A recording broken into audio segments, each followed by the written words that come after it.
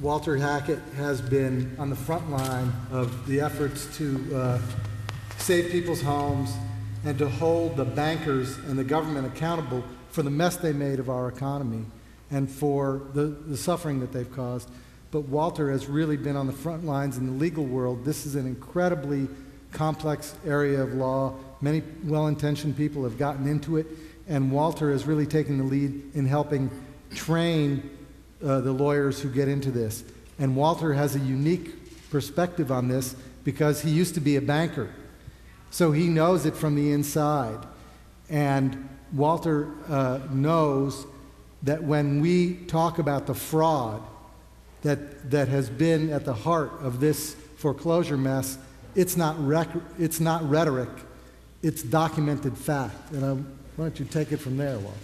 As a banker, I was responsible for overseeing loan documentation. And one of the things I routinely signed was something called an assignment of deed of trust.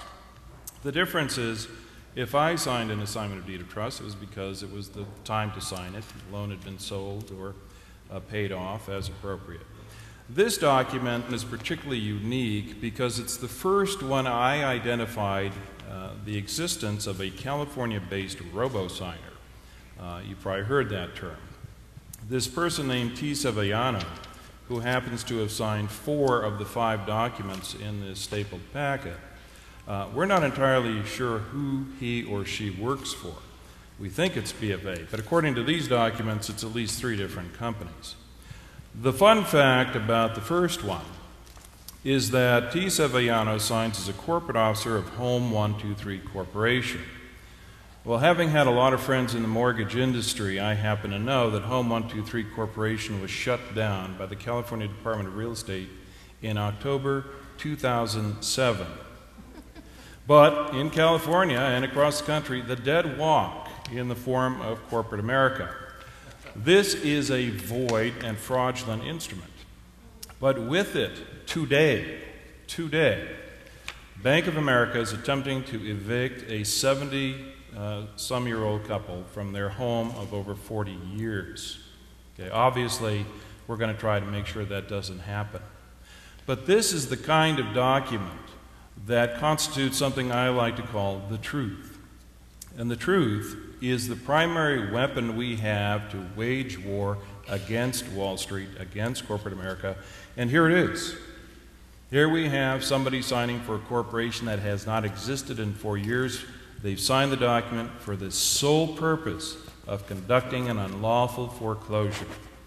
One other interesting fact, under California Penal Code Section 115, this document is evidence of a felony. Now, if you live in a tent near LA City Hall, you'll be arrested for a misdemeanor. But if you commit a felony and you're part of corporate America, nothing happens. Okay? These are the kinds of documents we need to be giving to our public officials and asking them, what about this? When are you going to prosecute this? Okay?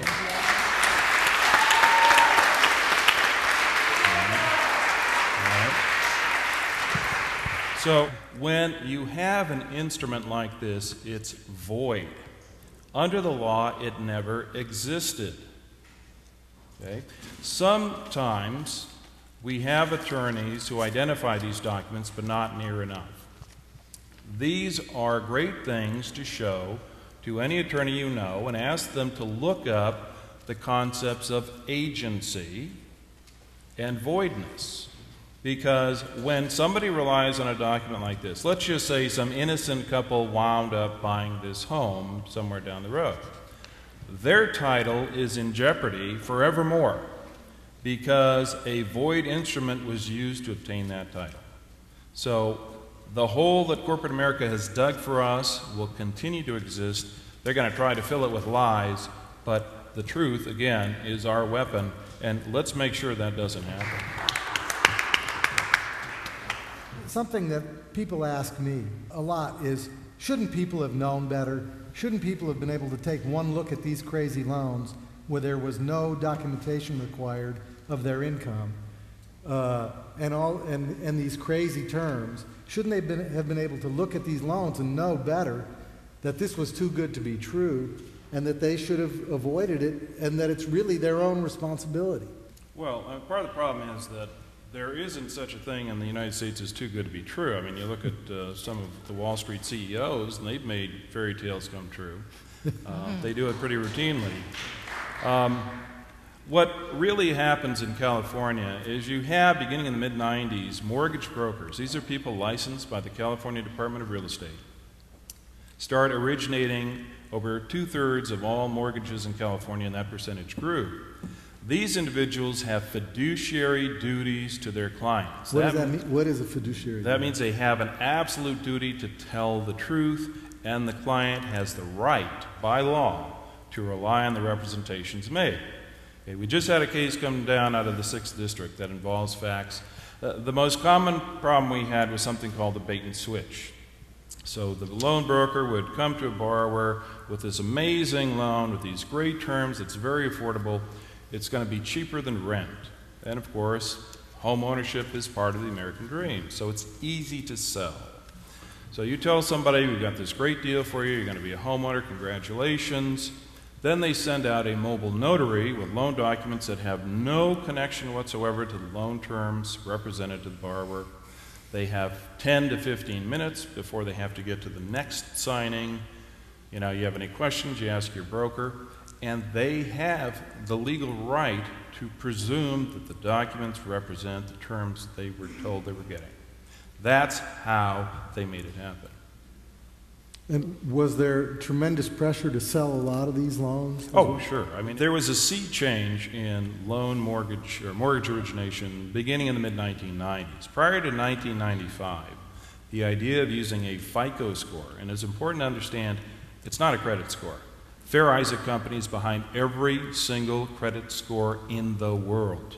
Okay, it's a private company that in 1995 was in effect, and this is perhaps right to say here, sanctified by Fannie Mae and Freddie Mac, who recommended that credit scores be used in underwriting every mortgage loan in this country.